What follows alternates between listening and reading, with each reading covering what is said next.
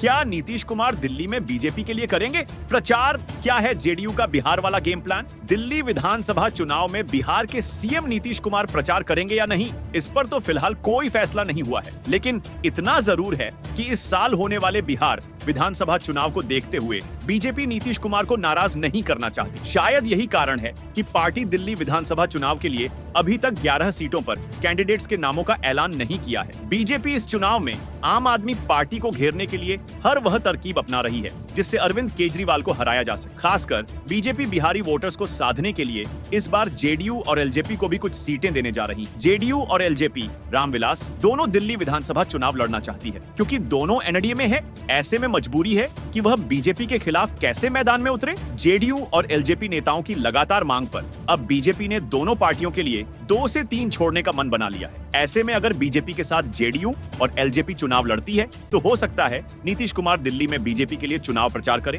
नीतीश कुमार करेंगे दिल्ली में प्रचार। बीजेपी सूत्रों की माने तो बिहार के सीएम नीतीश कुमार और जेडीयू के कार्यकारी अध्यक्ष संजय झा से दिल्ली में सीटों को लेकर बीजेपी के केंद्रीय नेतृत्व से बात कर रहे हैं। एलजेपी रामविलास के नेता चिराग पासवान को भी बीजेपी यमुना पार की एक सीट देने जा रही है। बीजेपी ने अब तक 3 लिस्ट जारी की है, लेकिन उन सीटों पर अभी तक प्रत्याशियों का ऐलान नहीं हुआ है जिन सीटों पर जेडीयू और एलजेपी रामविलास का दावा है। दिल्ली में बीजेपी ने 3 लिस्ट जारी की है जिसमें 59 प्रत्याशियों को टिकट दिया गया है। बीजेपी अभी भी 11 सीटों पर प्रत्याशियों के नामों का ऐलान नहीं किया है। इसकी बड़ी वजह है कि पूर्वांचली बहुल सीटों पर जेडीयू और एलजेपी जैसी पार्टियों का दावा। कहा जा रहा है कि अगले 48 घंटे में बीजेपी चौथी लिस्ट जारी कर सकती है। इस लिस्ट में जेडीयू को 1 या 2 सीटें और एलजेपी को भी 1 सीट देने की बात हो रही है। बीजेपी इसी बहाने बिहारी वोटर्स को साधने के लिए नीतीश कुमार को एनडीए का स्टार प्रचारकों की लिस्ट में जगह भी दे सकती है। दिल्ली बीजेपी नेता की माने तो कितनी सीटों पर जेडीयू और एलजेपी चुनाव लड़ेगी यह केंद्रीय नेतृत्व तय करेगा। जेडीयू 4 सीट और एलजेपी 2 सीट मांग रही है, जबकि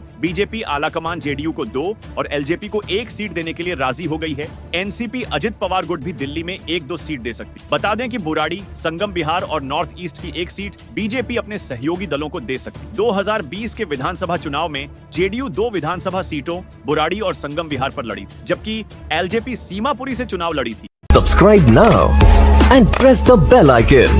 Never miss an update.